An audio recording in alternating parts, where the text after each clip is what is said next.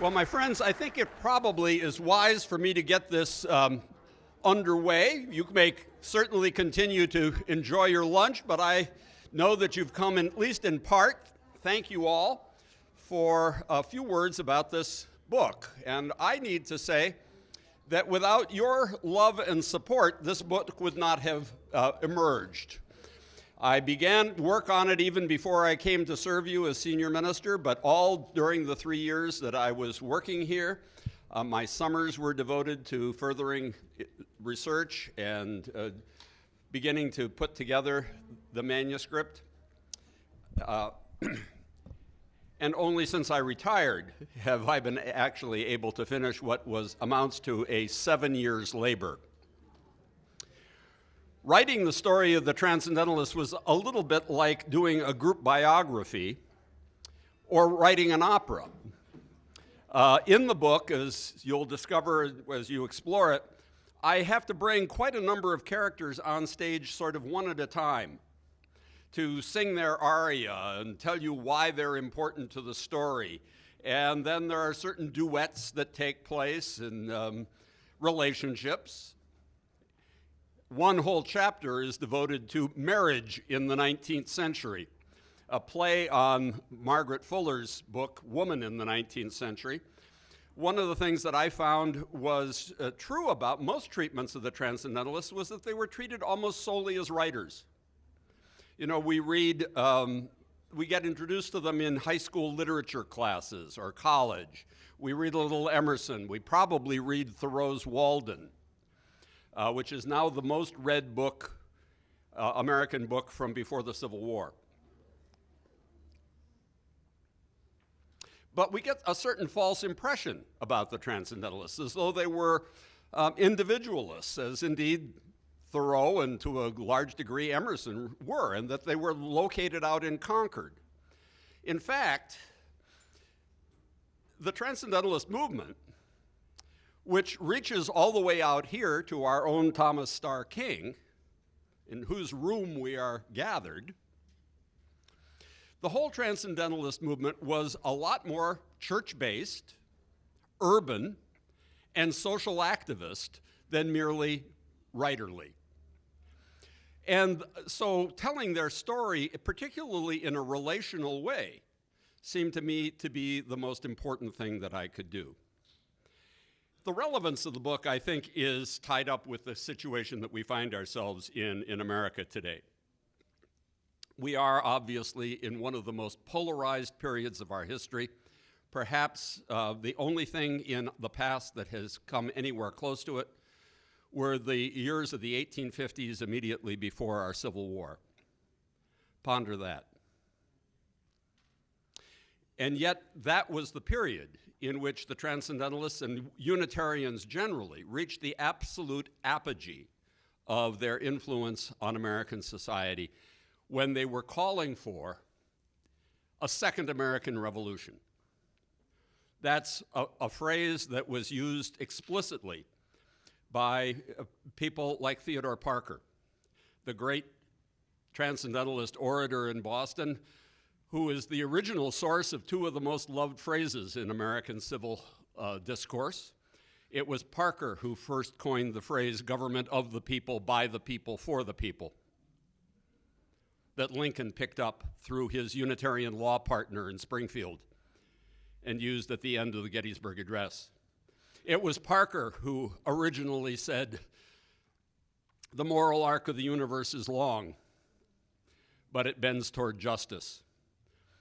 A line that was picked up by Dr. Martin Luther King Jr., reading an essay in the publication of the NAACP, The Crisis, by John Haynes Holmes, a Unitarian minister of the early 20th century who thought Parker was the greatest inspiration he'd ever encountered. Holmes was co-founder of the NAACP, along with Caleb Dutton of our congregation, and W.E.B. Du Bois and Mary White Ovington and others. The Transcendentalist movement starts quite narrowly in the year 1836, at a Harvard reunion, no less. The bicentennial of Harvard College.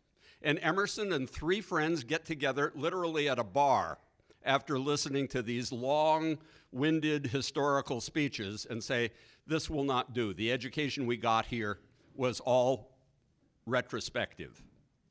The very next day, Emerson published his first book, Nature, which begins with the phrase, our age is retrospective. Well, there's one place where I would differ with the sage of Concord. Our age today ain't retrospective enough.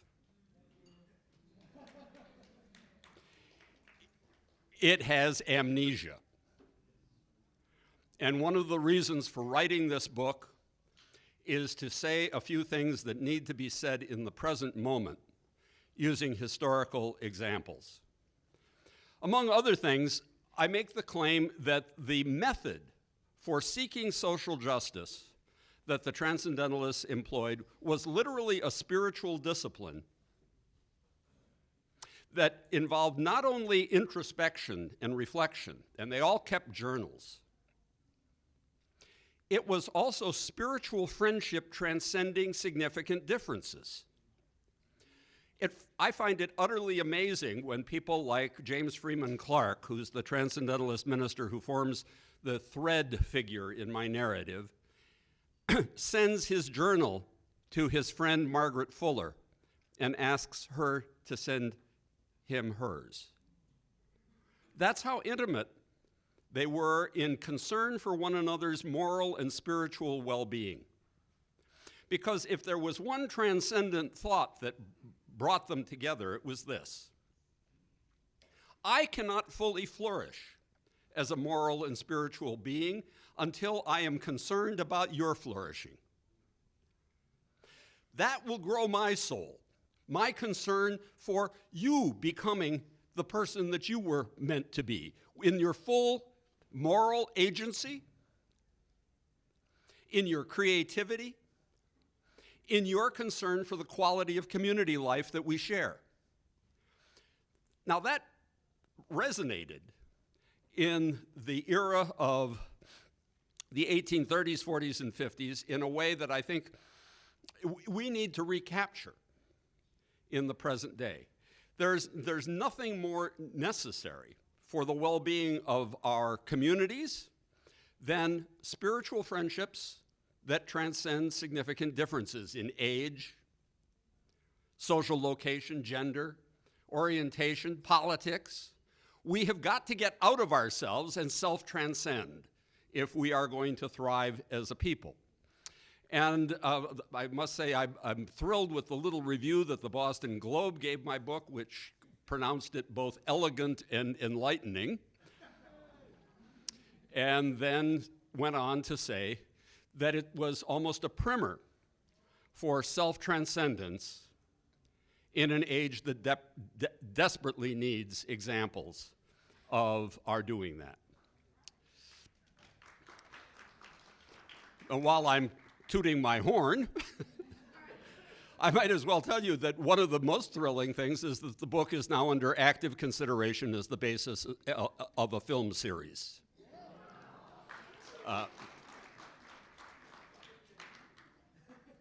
And I almost wrote it for that purpose. As I say, kind of like an opera. It starts with a conflagration of the steamer Lexington on Long Island Sound in January of 1840, and the death of an abolitionist minister among burning bales of cotton. Wow. The term conflagration was also used by the great black abolitionist Frederick Douglass when he wrote a poem in response to the worst decision the U.S. Supreme Court ever made, the Dred Scott decision, and predicted that the only way that the United States was going to purge itself of its original sin of slavery was through a conflagration that would have to sweep the South. And of course, the Civil War followed just a few years later. I think I want to move about and say a few more words about our own Thomas Starr King. almost to a person, the original Transcendentalists were all Unitarians and all grandchildren of people who were active in the American Revolution. Emerson's father watched the fight break out at the Old North Bridge in Concord, where he was the minister. Theodore Parker's grandfather, Captain John Parker, led the Minutemen the same day on the battlefield in Lexington. Margaret Fuller's grandfather was a minister in central Massachusetts who, as a result of the Revolution, actually gave up the pulpit and entered politics. Her father became a congressman. But they were disappointed with what had happened with the American Revolution under their parents, because the generation that followed that of the American Revolution was, well, frankly, disgustingly materialistic. You know, New England almost threatened to secede from the Union during the War of 1812. Why? Because the Second War for American Independence was bad for business in New England. The Transcendentalists were anti-materialists. They had all been raised on the notion that everything we know comes in through the five senses in a rather materialistic way. No, said the great German idealist Immanuel Kant. Even before we get the sense data, there are certain categories that transcend, that help us sort things into transient, eternal, or permanent, good and evil. It is our moral and spiritual intuition that transcends mere sensory data that we need to attend to, and that guide us in our relations with one another and our concern for the quality of community life. So the Transcendentalists were drawn together at that Harvard reunion primarily to study philosophy, and particularly the German idealists. If they had a center, it wasn't out in Concord. The original circle only met 3 times at Emerson's home. The other 27 meetings were almost all in Boston itself, and some of the most important, including the last one, were at the bookstore at 13th West Street, which was run by Elizabeth Peabody. She is a neglected figure, often remembered only for launching the kindergarten movement in America. She was actually the intellectual hub of the Transcendentalist movement. Megan Marshall, the great biographer of the Peabody sisters, tells the marvelous story of how she actually obtained husbands for both of her sisters. Her sister Mary married Horace Mann. You'll meet him in the book.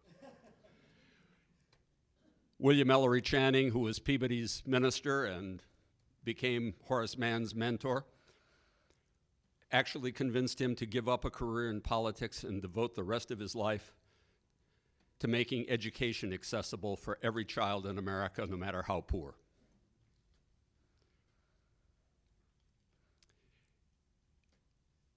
Sophia Peabody, the youngest of the 3 sisters, married Nathaniel Hawthorne. Both of those weddings took place at 13th West Street. So did the organization of the first Transcendentalist congregation in history, a group called the Church of the Disciples. And here's how that came about. When Charles Follin died, no heart was more broken than that of William Ellery Channing, the spiritual founder of American Unitarianism. He had actually mentored Follin into the ministry after Follin lost his job teaching German at Harvard because he was too much of an abolitionist. He had also made Follin his personal representative in anti-slavery circles. But the trustees of his church denied him permission to hold a memorial service for Follin when he died. Bad for business. The degree to which the materialism of the time opposed women's rights, the abolition of slavery, and other major reform movements can't be underestimated. The courage that these people showed in taking up such unpopular causes is, to me, still inspirational today. They were, in fact, as I said earlier, determined to have a kind of second American Revolution, to get rid of slavery and to bring equality to women as well. Now, sadly, that second American Revolution remained unfinished. That's the title of the major book about Reconstruction by Eric Foner. Reconstruction, the story of an unfinished American Revolution. Now, when I gave my book talks out east the last month, I often said that I thought that what we were needing today was a third American Revolution. But I've subsequently have revised my periodization of history. I actually think we began a third American Revolution about the time that I came of age, starting in the late 1960s. With the civil rights movement, the anti-war movement, the women's movement, we have been witness in our own lifetimes to a third major push toward justice. It is, however, as the present regression demonstrates, another illustration of how history really works. 2 steps forward, or maybe 3, and then 1 terribly dispiriting step backward. What I actually now want to say to you is I think we need a 4th American Revolution.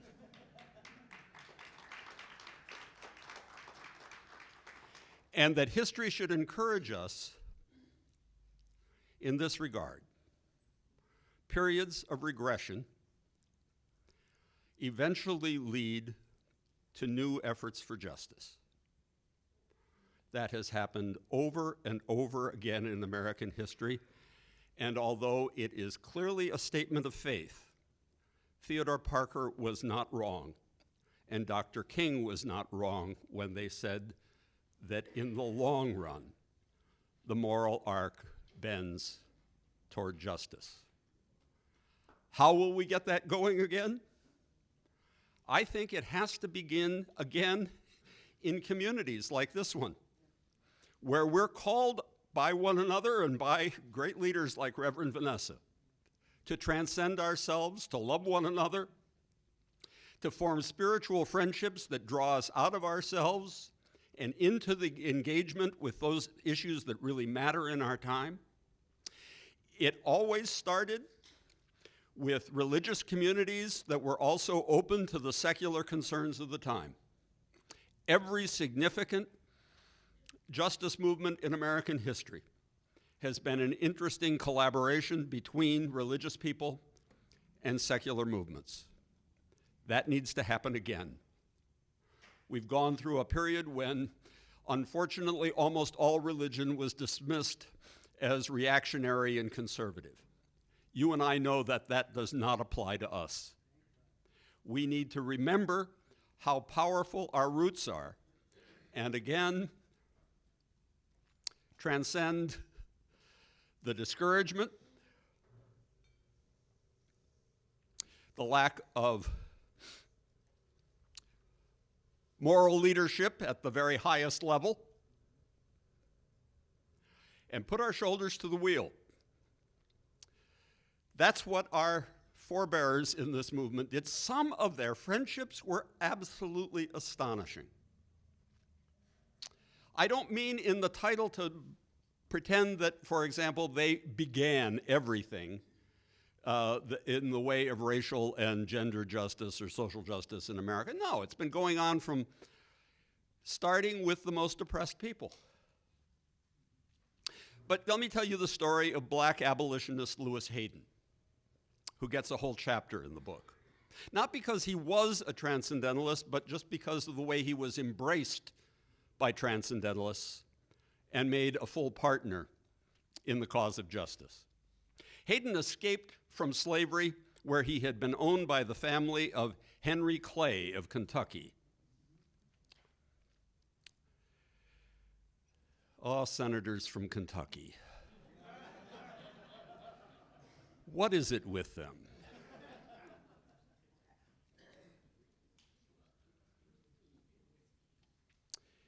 He came to Boston seeking moral and financial support for a fugitive community that had grown up in Detroit, Michigan.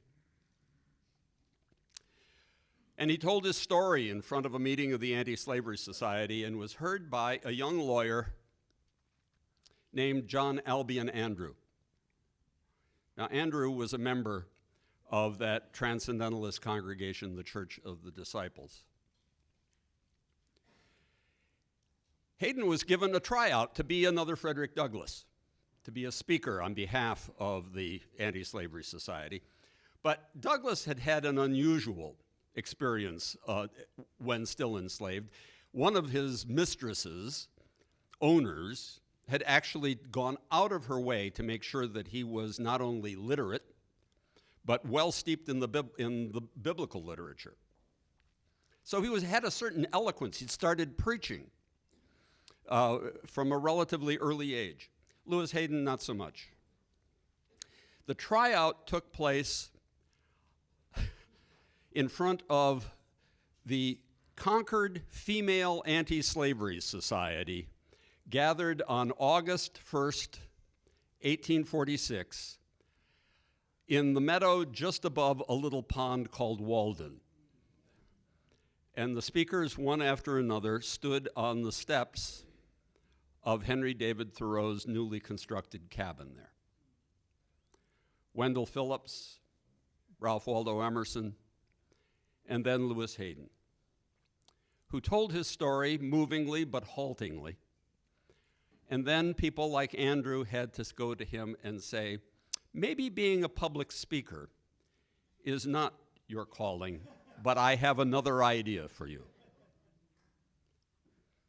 Perhaps the most radical black abolitionist in Boston had been a man named Daniel Walker, who had, in 1829, published an appeal to people of African descent, basically calling for them to rise up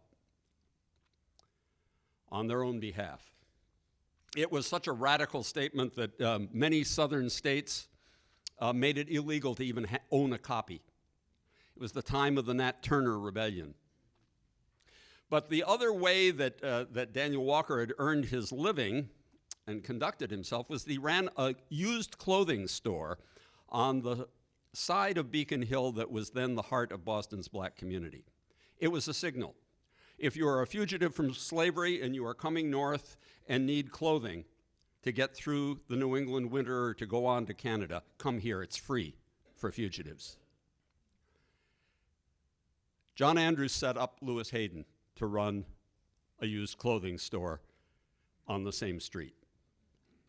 And right behind it, other Transcendentalist friends helped to purchase a boarding house that his wife could run.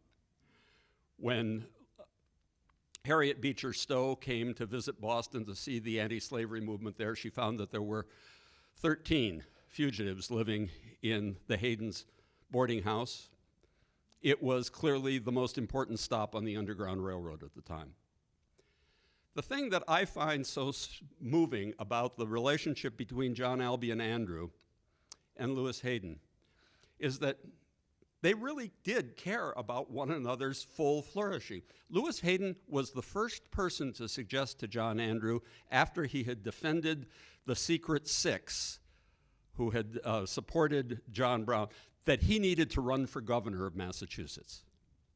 He became the Civil War governor. It was Hayden's who became the first African-American member of the Massachusetts legislature.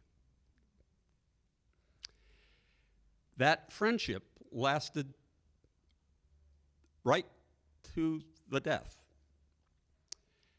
It transcended one of the most difficult barriers of the time, the difference in race. But you will find example after example through this narrative of people who were transcending themselves and building friendships that would make a difference. Frankly, one of the reasons I think it is so important for us to be involved in an interdenominational organization for justice like Faith in Action Bay Area is that it brings some of us into relationships with people that we might not otherwise meet. Part of a belonging group, I became friends with a woman from Salvador who's been here 30 years and who could talk to me movingly about why it is that she is so passionate about defending immigrant rights and what conditions created by our own government drove her 30 years ago to come to the United States in the first place. We need those stories. We need those friendships. Because, as I say, it is important that we learn again the spiritual art of self-transcendence, of committed spiritual friendship, of community building beyond difference, all in the service of those revolutionary ideals that really have to do with freedom, equality, and justice. And with that, I think I'll pause and take any questions or comments that you may have.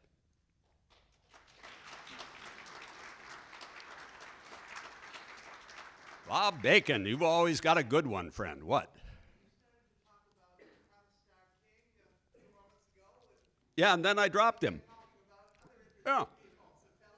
So here I should probably reveal that I'm at work now on another book. And it's the story of this church. And I have now just finished 3 chapters devoted to the 1850s. And I'm about to begin the Thomas Starr King chapters. There will be 4 chapters. You know, the man was only here in California for 4 years. And here are the 4 things that I think Thomas Starr King accomplished during the time that he was here. In the first year, he was devoted to trying to keep California in the Union. And he worked very closely with Jesse Fremont, who ran a salon at North Point here in San Francisco. The second year, he was running around raising money for the Sanitary Commission, the forerunner of the Red Cross. And those things are both quite well known. What I'm going to emphasize are 2 other accomplishments that Thomas Starr King pulled off as a transcendentalist here. One was, he was the hub of California's first gathering of writers and artists, the group that became known as the Bohemians. Bret Hart, age 26, came to San Francisco from Mendocino, where he had been the editor of a small paper. While up in Mendocino, he wrote an editorial absolutely condemning the locals for having participated in the gratuitous massacre of 300 Native Americans. They ran him out of town. He had not been a Unitarian previously, but when he heard what Thomas Starr King was doing for the anti-slavery cause and the humanitarian cause, he joined the congregation. He married the alto soloist in the choir.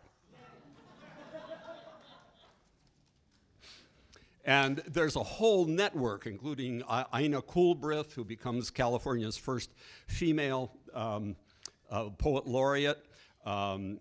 Also, Charles Warren Stoddard, who is California's first openly gay poet. They're all part of this circle that surrounded Thomas Starr King. He actually discovered Stoddard, who was a shy 19-year-old. He went to see him when he'd published an anonymous poem and said, you need to write more. And again, this way of encouraging creativity, developing relationships that transcended sameness. And then the last thing that Thomas Starr King should be credited with is working with a photographer named Carlton Watkins to save Yosemite. It turns out that Emerson owned 2 magnificent photographs by Carlton Watkins that he hung in his study in Concord after he came back from preaching from Starr King's pulpit and then going up to Yosemite to visit John Muir. Muir had become a Transcendentalist and an Emersonian when he was studying at the University of Wisconsin, studying botany with a Unitarian professor. There's a poignant scene toward the end of my book in which Emerson's son drags him away from his day with Muir, saying, "No, you can't camp out anymore, Dad. You're 83. We're going back into the city." And Emerson hangs back and waves in benediction to John Muir, and then turns to his son and says, "You know, I think that man may be an even better naturalist than Thoreau was." That's a story I'm going to be telling in April in a lecture in the Midwest in celebration of the 50th anniversary of Earth Day, because the whole origin of the Sierra Club, the Thoreauvian phrase, "in wildness is the preservation of the world," is a direct outgrowth of the Transcendentalist movement. That love of nature as wilder and more self-renewing than we can imagine. Something that is the outward and visible sign of the divine.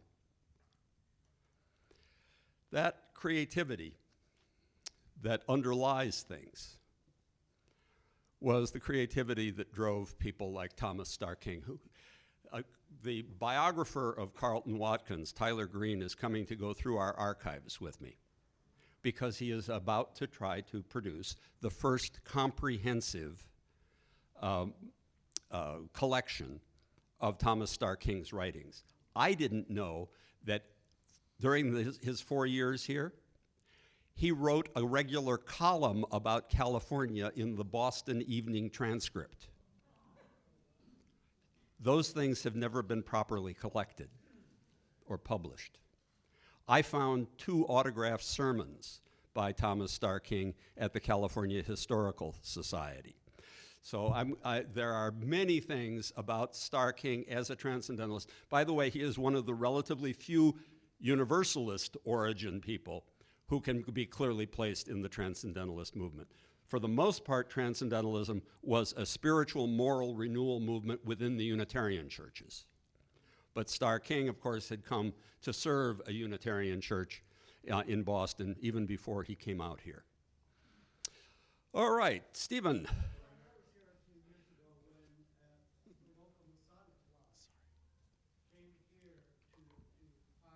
Right, Starr King, yeah. Right.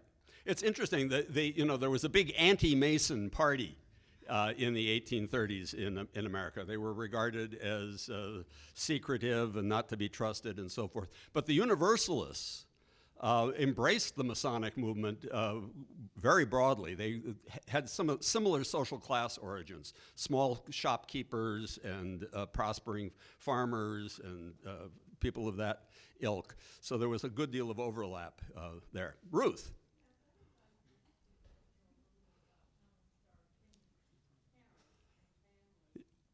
Yes. Well, Starr King's, the reason he was called Thomas Starr King was that he was the son of Thomas Farrington King, who had also been a Universalist minister. And his father, as you go through this book, you'll find every family had to endure unexpected death and loss. Infectious disease was rampant. I mean, Starr King dies at 39 of diphtheria. But his father had died when he was only 15. And the Starr family was related to his mother's family. And so he started preaching at the age of 15. First as his father's successor at the Universalist Church in Charleston, Massachusetts, across from Boston. He was always in a position where he had to support his widowed mother and a sibling who was disabled. And one of the things that drove him out here to California was true of so many people in the 1850s and 60s, was that he needed a higher income.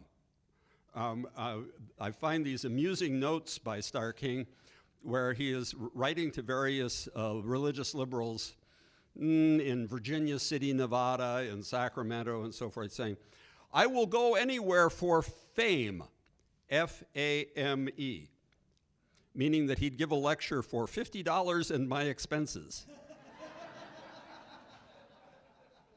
I sometimes feel the same way. John, wait, we have a mic, and we Oh, have someone good. who's been Yes. You concluded by affirming freedom, equality, and justice. Yeah. Those words mean many different things to different people. Would you elaborate upon what you mean? Well, you know, I don't know why, but my mind immediately goes to what they would have meant to Frederick Douglass. Speaking of people who had to live by his pen and by his speaking, he rewrote his autobiography 3 times, expanding it each time, but it always included the story of his having been beaten as a teenager when he was still enslaved in Maryland. Of course he wanted freedom. But you know, he also transcended his own self-concern. He was the first male to show up at Seneca Falls and sign the Declaration of Sentiments that Elizabeth Cady Stanton had developed. Now, you know, I'm reminded of your sermon, Vanessa, about forgiveness. Elizabeth Cady Stanton and Susan B. Anthony, after the Civil War, literally abandoned their quest for racial justice in order to focus on women's suffrage. They said absolutely horrible racist things. Stanton actually said stuff like, Sambo shouldn't get to vote before an educated white woman does. It split the suffrage movement for 25 years. They wrote the Boston Transcendentalist women out of the suffrage story. Margaret Fuller doesn't show up. That's a travesty. Stanton had been in one of Margaret's conversations for women. She had gone to hear Theodore Parker preach. She said Parker was the first minister she ever heard pray publicly to our Father, Mother, God. So, yes, you get different interpretations of freedom, justice, and equality, but I believe that there are certain definitions that transcend the differences, and that we all intuit. We know what it is to be free to exercise moral agency. That's what Kant was pointing to more than anything else, was I can't treat you as an object of my convenience or utility because you are a moral agent, as am I. And I have to be concerned with your using your moral agency fully and wisely and justly. I could go on in that vein at some length, but the purpose today is not to preach. So or maybe it's, you know, what Francis of Assisi, the patron of the city, supposedly said, preach the gospel always. When necessary, use words. So you had pointed your finger to someone that Jay was down. Okay, Right. wait, Jay, here. John, it has now been 10 years, more than 10 years, since the statue of Thomas Starr King was removed from Washington, D.C. And replaced by a statue of Ronald Reagan. 10 years is important because you can only change those statues every 10 years. So it's ripe now. Ripe now. And I think, now, remember how it got there. It was put there by the Ronald Reagan Foundation, which has vast resources and large endowment, to do this sort of thing, to put Ronald Reagan's name everywhere they could possibly get it to stick.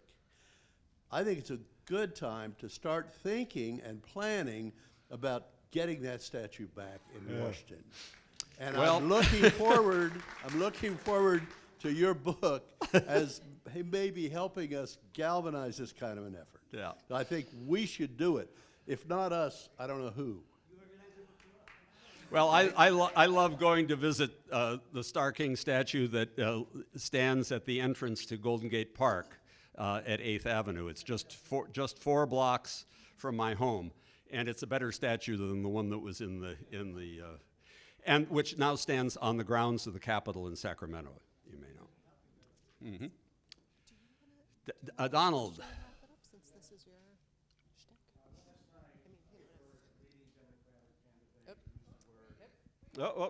Mike? Use the word revolution. Yeah. Today, less than 24 hours, I hear you use the word Right. revolution. In a sense of transcending biases, etc. Yes. How do you view both and what we have to do so we can embrace without feeling we're necessarily surrendering anything or they're surrendering anything? Well, it's interesting. The ideals of this democracy were born in a revolution.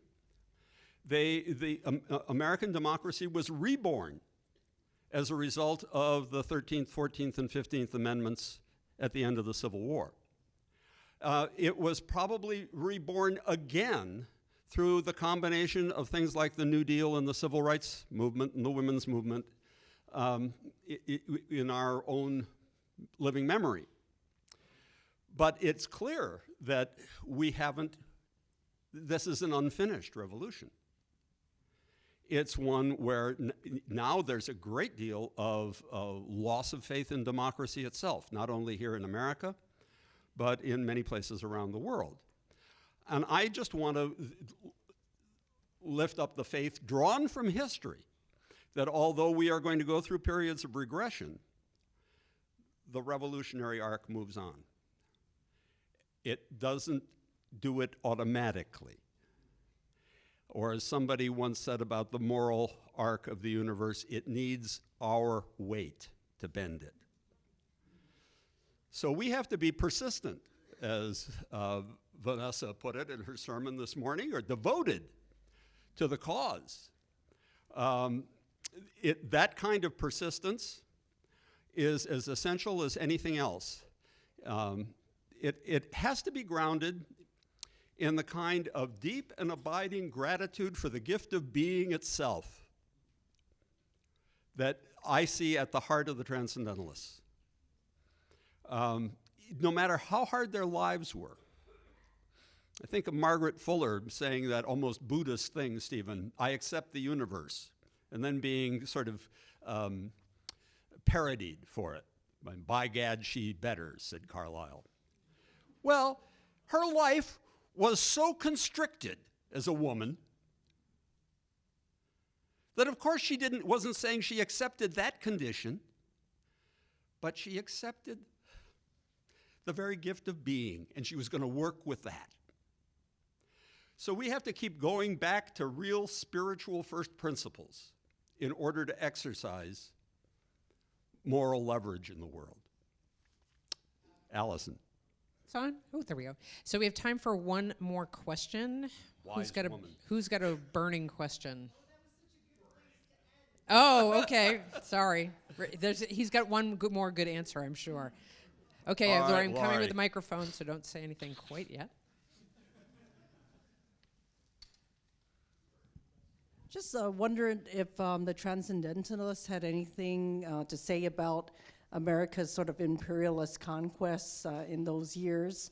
They certainly had westward expansion as well as Spanish-American War eventually and so forth. Mm-hmm. Good question. I don't think, here's a couple of things.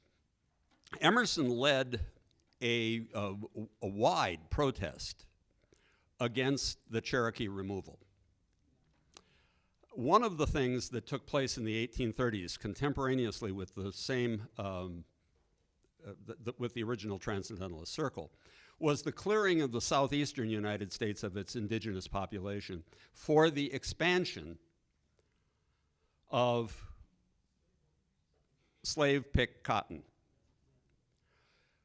Here's a piece of economic history. I knew that this period was affected by an economic collapse known as the Panic of 1837. Not till I really dug into it did I figure out, though, what it was that people had been speculating in where there was a collapse in the market. It was speculation in cotton lands and field hands. When the British bankers, who were Andrew Jackson had also done away with the early version of the Federal Reserve, the second bank of the United States. So every little bank in Mississippi was printing its own money, backed up by nothing more than the inflated value of slaves and land. And when this all came crashing down in 1837, it wasn't just a panic of 1 year. It was like what we went through 10 years ago here in the United States. It was a 10-year recession. It affected the underlying economics of religion and writers, everybody in that period, and it was speculation in cottonlands and field hands. So there are some places of real obtuseness. I think that a lot of the optimism of the era really held to kind of a belief in manifest destiny. But many of the people influenced by the Transcendentalists, by the time you get to the post-Civil War era, are anti-imperialists. They are people who explicitly oppose the Chinese Exclusion Act. They are people who explicitly oppose the Spanish-American War. So as the influence of the Transcendentalists goes on beyond the first and second and even third generation, you do see how some of those ideals are maintained. But like everything else in history, the record is mixed and has to be admitted as such. So that's my best response to that. Thank you so much for your attention, and please tell your distant relatives about the book, and if you've got influence with any libraries anywhere, have them request it. So I think, let me just say, thank you, John. So hold your applause. I think in your last comment, it just makes us realize the importance of the fourth revolution. Yeah. That to take our transcendentalism to the deepest and most widest place we can, and that's the call for us. I don't know. Yeah. Is there to be a video of this? There is. Yes, is the answer. So John is selling his books. Oh, wait, let me just answer this. We'll get to you. Did you want to?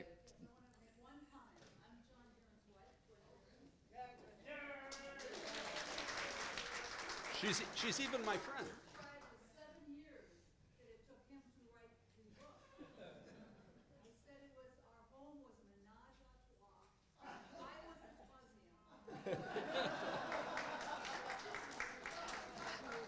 Thank you for befriending him through that process. Yeah, so John is selling his books. You can purchase them in the church office where we have ability to take your credit cards. The cost of the books, as probably has been mentioned, is $30. The portion of that will help go support the All Church Retreat Scholarship Fund. John, I think, will probably happily stay and sign your books too. So thank you for coming. Thank you for being part of the conversation. Have a great rest of your day. And thank you to our lunch people. Woo!